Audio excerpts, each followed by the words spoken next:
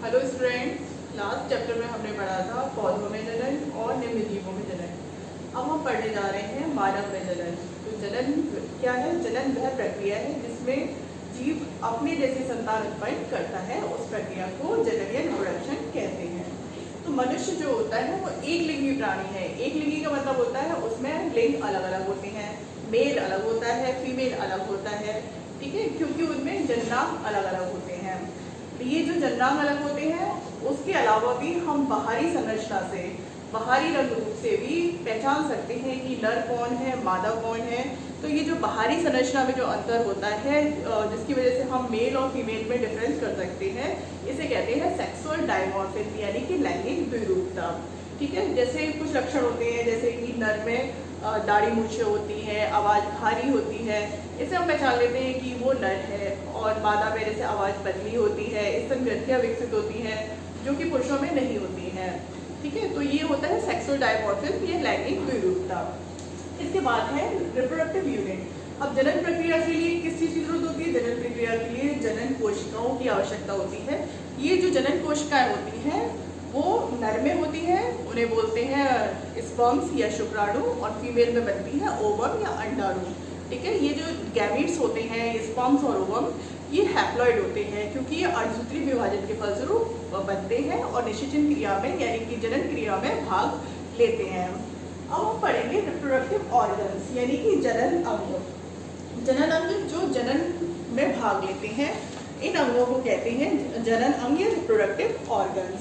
ये reproductive organs जो होते हैं मेल फीमेल में अलग अलग होते हैं और कार्य के आधार पर हम जनन अंगों को दो भागों में बांट सकते हैं। एक होते हैं प्राइमरी सेक्स ऑर्गन यानी कि प्राथमिक लैंगिक अंग, ठीक है, और दूसरे होते हैं सेकेंडरी सेक्स ऑर्गन यानी कि द्वितीय या सहायक लैंगिक अंग। प्राइमरी सेक्स ऑर्गन को गोनेट्स भी कहते हैं या जनक कहते हैं। ये जो प्राइमरी सेक्स ऑर्गन्स जो होते हैं ये मुख्य रूप से जो जनन कोशिकाएं हैं यानी कि स्पर्म और ओवम का निर्माण करते हैं। अगर मेल है तो स्पर्म का निर्माण होगा और ओवम यानी कि फीमेल है तो उसमें ओवम का निर्माण होगा। स्पर्म का निर्माण जो होता है वो टेस्टिस में होता है और ओवम का निर्माण जो होता है वो ओवरी में होता है। सेकेंडरी सेक्स ऑर्गन ये द्वितीयक लैंगिक अंग होते हैं। इन्हें द्वितीयक इसलिए कहते हैं क्योंकि ये सेक्स सेल्स यानी कि स्पर्म और ओवम नहीं बनाते हैं और ना ही ये कोई सेक्स हार्मोन स्रावित करते हैं, लेकिन ये रिप्रोडक्शन में हेल्प करते हैं, सहायता करते हैं, इसलिए इन्हें लैंगिक सहायक लैंगिक अंग कहते हैं।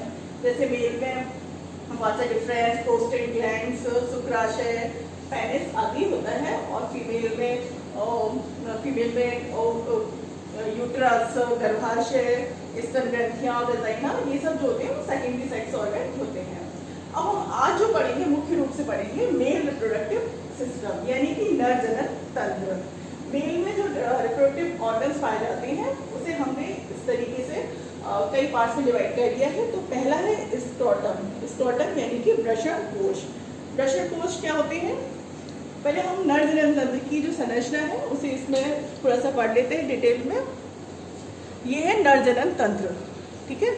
इसमें एक जोड़ी स्क्रोटम यानी कि वृषण कोश होते हैं जो उदर गुहा की बाहर की ओर पेनिस के दोनों तरफ लटके हुए होते हैं और इसमें अंदर जो होते हैं दो गोलाकार संरचना होती है, दाईं तरफ और बाईं तरफ दोनों तरफ एक एक होती है। इन्हें बोलते हैं वृषण या टेस्टिस। ये मुख्य जनन अंग होता है और यहाँ से जो निकलती है नलीनुमा संरचना इसे बोलते हैं एपिडिडाइमस। एपिडिडाइमस जो होती है वो वासा डिफरेंस में खुलती है और वासा डिफरेंस ये जो नली है ये मूत्राशय के ऊपर से कुंडलित होकर निकलती है और ये सेमिनल वेसिकल से की जो नली है उससे होती हुई उसके मिलकर इजैकुलेटरी डक्ट बनाती है और ये इजैकुलेटरी डक्ट जो होती है यूरेथ्रा से मिल जाती है और यूरिनोजेनिटल पाथ बनाते हुए ये बाहर की ओर मूत्र जनन मार्ग द्वारा ये बाहर की ओर खुलती है। तो ये संरचना जो है इसको हम अब डिटेल में यहाँ पढ़ेंगे।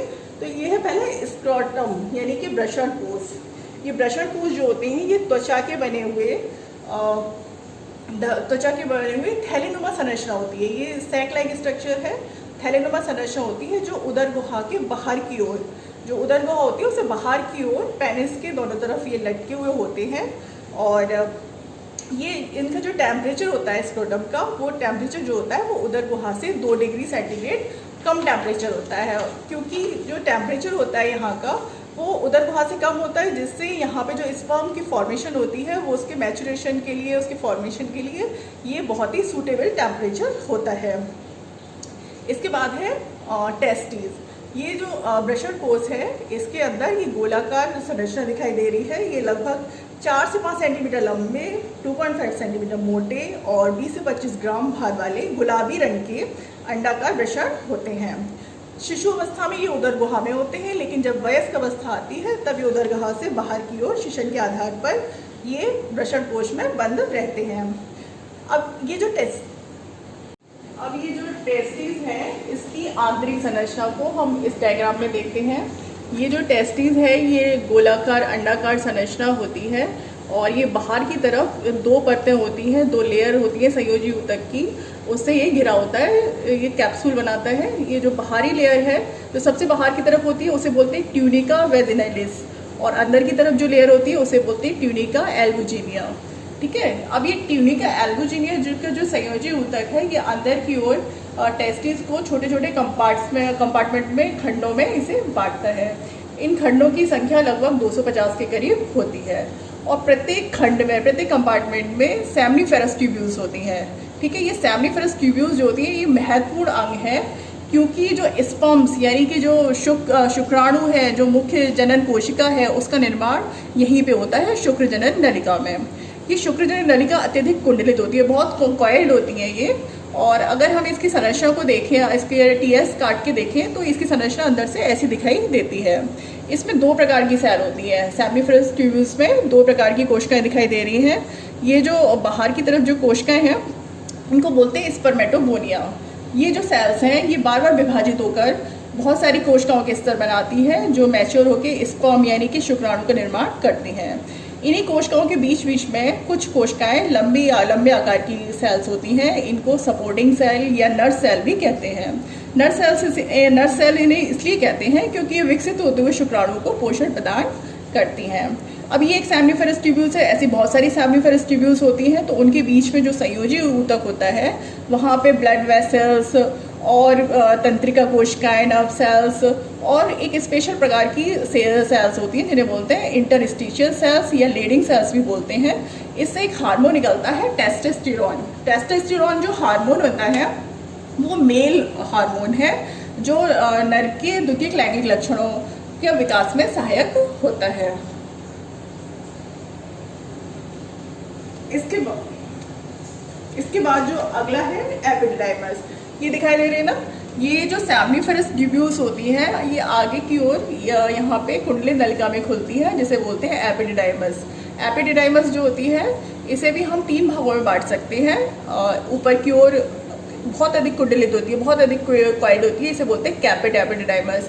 बीच में जो पार्ट होता है इसे बोलते हैं बॉडी ऑफ एपिडिडाइमस और निचला जो भाग होता है इसे बोलते हैं कॉडा एपिडिडाइमस। ये कैपिट एपिडिडाइमस में शुक्र नलिका जो होती है जो बहुत ज़्यादा कॉइल्ड होती है और यहाँ पे जो स्पर्म्स होते हैं, शुक्राणु होते हैं, वो निषेचन के लिए तैयार रहते हैं, सक्रिय रहते हैं। और नीचे की ओर कॉडा एपिडिडाइमस होती है जो आगे की ओर वासा डिफरेंस में खुलती है।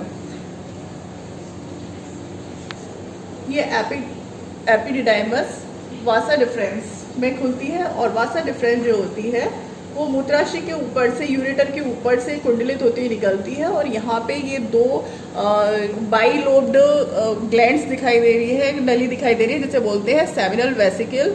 ये भी इसी में खुलती हैं और ये दोनों मिलके इजैकुलेटरी डक्ट बनाती हैं और दोनों तरफ की इजैकुलेटरी डक्ट जो होती है वो यूरेथ्रा, ये जो यूरिनरी ब्लैडर है वहाँ से जो नली आ रही है जिसमें से मूत्र बन के आता है जिसे यूरेथ्रा कहते हैं, ये इजैकुलेटरी डक्ट इसमें खुल जाती है और ये कॉमन रास्ता बन जाता है जो पेनिस में से होकर गुजरता है। इसमें यहाँ पे जो स्पर्म्स जो होते हैं यहाँ से आते हैं वासा डिफरेंस से और सेमिनल वेसिकल में जो फ्लूइड होता है वो भी यहाँ से निकलता है जिसे बोलते हैं सीमेन या वीर, वो भी इसमें मिल जाता है और इसमें से ये नली यहाँ से गुजरती है। तो यहाँ पे कुछ ग्लैंड्स होती हैं जिन्हें सहायक जनन ग्रंथियाँ भी कहते हैं, जैसे ये प्रोस्टेट ग्लैंड है, इसके बाद यहाँ पे कॉपर ग्लैंड्स है। ये सब ग्लैंड जो होती हैं ये भी अपना अपना सिक्रीशन जो होती है वो इसमें डाल देती है जिसे सीमेन बोलते हैं। और ये कॉमन जेनाइटल जो पाथ है जिससे यूरिन भी जा रहा है और सीमेन भी जा रहा है, ये बाहर की ओर खुलता है, पेनिस में से बाहर की ओर निकलता है, यूरिनोजेनिटल पोर द्वारा ये बाहर की ओर सिक्रीट कर दिए जाते हैं। अब है यूरेथ्रा यानी कि मूत्र मार्ग। ये यूरिनरी ब्लैडर जिसमें यूरिन भरा रहता है, यहाँ से यूरेथ्रा जो होता है ये लंबी नलिकाकार संरचना है, इसे यूरेथ्रा बोलते हैं। और इसे स्खलन नलिका यानी कि इजैकुलेटरी डक्ट जो होती है वो मिल जाती है, ठीक है। और ये बाहर की ओर पेनिस में से होते हुए यूरिनोजेनिटल एपर्चर द्वारा बाहर की ओर खुलते हैं। इस मार्ग से यूरिन, स्पर्म्स और जो प्रोस्टेट ग्लैंड्स, इन सब का जो सिक्रीशन होता है वो सभी एक ही कॉमन मार्ग से बाहर निकलता है। अब ये जो संरचना है नीचे लंबी बेलनाकार स्ट्रक्चर, इसे बोलते हैं पेनिस या शिशन, ठीक है। ये लंबी बेलनाकार संरचना होती है, ये कॉपुलेटरी ऑर्गन है, मुख्य नर्व मैथुनांग है, ये त्वचा से ढका रहता है और वृषण कोश के बीच में नीचे की ओर लटका हुआ होता है। इसके 3 भाग होते हैं, एक तो होता है रूट ऑफ पेनिस, ये यहाँ पे होता है, ये बॉडी ऑफ पेनिस और ग्लांस पेनिस। 3 पार्ट होते हैं, root of penis, body of penis और ग्लांस पेनिस। अब हम इसकी आंतरिक संरचना पढ़ेंगे, इंटरनल स्ट्रक्चर ऑफ पेनिस। तो ये इसमें ये डायग्राम बना हुआ है, ठीक है। तो ये जो पेनिस होता है वो त्वचा के एक पतले आवरण से घिरा हुआ होता है। इसके अंदर पेशीय और तंतु में संयोजी ऊतक के बने 3 पट्टिकाएं होती हैं, स्पंजी आकुंचक पट्टिकाएं होती हैं। ये जो होती हैं इसके डॉर्सल साइड में और इसके लेटरल साइड में स्थित होती हैं, जिसे बोलते हैं कॉर्पोरा कैवर्नोसा। ये दिखाई दे रहे हैं ना, ये जो होती हैं पट्टियां जो होती हैं इनको बोलते हैं कॉर्पोरा कैवर्नोसा पेनिस, ठीक है। और अधर भाग में एक पट्टी होती है जिसे बोलते हैं कॉर्पोरा स्पंजियोसम, ये कॉर्पोरा स्पंजियोसम, ठीक है। ये होती है कॉर्पोरा स्पंजियोसम जो होती है फूलकर पीछे की ओर ये बल्ब ऑफ पेनिस बनाती है और ये आगे की ओर फूलकर ये संरचना बनाती है जिसे बोलते हैं ग्लांस पेनिस, ठीक है। इसके बाद ये जो कॉर्पोरा कैवर्नोसा है ये पीछे की ओर क्रूस ऑफ पेनिस बनाते हैं और ये आगे की ओर ये जो स्ट्रक्चर है इसे बोलते हैं कोरोना। ये प्रत्येक कॉर्पस में के संयोजी ऊतक में पट्टीनुमा उभार होते हैं, निकले रहते हैं, जो इसकी मोटाई में फैले रहते हैं। ये जो उभार होते हैं ये छोटे छोटे कोटर गड्ढेनुमा संरचना बना लेते हैं और जो सामान्य अवस्था में जो होते हैं खाली रहते हैं। और जैसे ये पेनिस जो होता है वो शिथिल रहता है और छोटा रहता है और इस टाइम केवल इसमें से यूरिन ही बाहर निकलता है। कॉपुलेशन के समय कोटर जो होते हैं, जो गड्ढेनुमा संरचना होती है उसमें ब्लड आ जाता है पीनियल आर्टरी से, तो वो क्या होता है उससे कोटर जो होते हैं वो भर जाता है और जो पेनिस होता है वो फूलकर लंबा मोटा और कड़ा हो जाता है। इस क्रिया को इरेक्शन बोलते हैं। इसके बाद है लास्ट एक्सेसरी रिप्रोडक्टिव ग्लैंड्स यानी कि सहायक जनन ग्रंथियाँ, वो ग्रंथियाँ जो जनन में सहायता करती हैं, ठीक है। तो उन्हें कहते हैं सहायक जनन ग्रंथियाँ। और ये 3 होती हैं मेल में, नर जननांग में प्रोस्टेट ग्लैंड, बल्बो यूरिथ्रल या काउपर ग्लैंड, तीसरी होती है सेमिनल वेसिकल जो इसमें भी दिखाई दी गई थी। इसमें संरचना में ये जो पीछे की तरफ है गुब्बारे जैसी फूली हुई संरचना इसे बोलते हैं प्रोस्टेट ग्लैंड और ये बाइलोब्ड ग्लैंड है, दोनों तरफ एक एक, इसे बोलते हैं सेमिनल वेसिकल। और प्रोस्टेट ग्लैंड की पीछे की ओर होती है ये काउपर ग्लैंड। तो हम पढ़ते हैं प्रोस्टेट ग्लैंड के बारे में। ये जो होती है मूत्र मार्ग के अधर भाग पर स्थित होती है और कई पिंड से मिलकर बनी होती है। इससे वाइट कलर का अम्लीय पदार्थ स्रावित होता है जो सीमेन का 25 से 30% भाग बनाता है। इस जो यहाँ से सिक्रीशन होता है उसमें फॉस्फेट, सिट्रेट और कुछ प्रोटीलाइटिक एंजाइम होते हैं। ये जो पदार्थ होते हैं वीर यानी कि सीमेन के स्कंदन यानी कि कोगुलेशन को रोकते हैं और स्पर्म्स को सक्रिय बनाते हैं, ठीक है। इसके बाद ये काउपर ग्लैंड्स, ये जो ग्लैंड्स होती हैं ये प्रोस्टेट ग्लैंड के ठीक पीछे की ओर स्थित होती हैं और गाढ़े चिपचिपे पारदर्शी पदार्थ का श्रावण करती हैं जो कि क्षारीय होता है। ये क्षारीय होता है, इससे क्या होता है जब कॉपुलेशन होता है तो कॉपुलेशन के समय जो मैथुन के समय मूत्र मार्ग की जो अम्लीयता होती है उसको समाप्त करके उसको क्षारीय और चिकना बनाते हैं, जिससे इसका कुछ भाग जो होता है वजाइना में पहुंचकर उसे चिकना बना के मैथुन क्रिया में सहायता प्रदान करता है। इसके बाद है शुक्राशय यानी कि सेमिनल वेसिकल। तो ये सेमिनल वेसिकल जो है थैलेनुमा द्विपालित संरचना होती है जो मूत्राशय के ठीक पीछे की ओर स्थित होती है। इससे भी चिपचिपा और क्षारीय द्रव स्रावित होता है जो वीर्य का सबसे ज़्यादा यानी कि 80% भाग बनाता है। इसमें फ्रक्टोज शुगर, प्रोस्टाग्लैंडिन्स और सीमिनोजेलिन प्रोटीन, कैल्शियम कार्बोनेट होते हैं। तो शुगर होती है, फ्रक्टोज होती है, वो स्पर्म्स को ऊर्जा प्रदान करती है। ऊर्जा जो होती है वो जिससे स्पर्म जो होते हैं वो मोटाइल रहते हैं और एनर्जेटिक रहते हैं। और प्रोस्टाग्लैंडिन्स जो होते हैं वो स्पर्म्स और ओवम की फ्यूज़न के लिए प्रेरित करते हैं। ठीक है, इसके बाद इनसे जो फ्लूइड निकलता है सेमिनल वेसिकल, प्रोस्टेट ग्लैंड और कॉपर ग्लैंड से, ये सब मिलकर जो और स्पर्म जो टेस्टिस में बने थे, ये चारों मिलकर वीर्य बनाते हैं जिसे सीमेन भी कहते हैं। ये एक सफ़ेद रंग का चिपचिपा क्षारीय द्रव होता है। एक बार कॉपुलेशन क्रिया के दौरान जो वीर्य निकलता है मेल रिप्रोडक्टिव ऑर्गन से, यहाँ से जो निकलता है वो 2.5 से 4 मिलीलीटर तक हो सकता है। इसमें शुक्राणु की संख्या 40 करोड़ तक हो सकती है। वीर्य के जो कार्य है वो ये शुक्राणु को गति प्रदान करने के लिए तरल माध्यम प्रदान करता है, शुक्राणु को पोषण प्रदान कर उसको सक्रिय बनाता है और नर के मूत्रमार्ग और मादा की यूरी मार्ग की अम्लता को दूर करता है। Onset of puberty in male यानी कि नर में यौवनारंभ। ठीक है, यौवनारंभ का मतलब होता है यंग एज की शुरुआत होना। तो पुरुष के जो जननांग होते हैं वो काम करना शुरू कर देते हैं और इसकी जो एज होती है वो 13 से 16 साल होती है।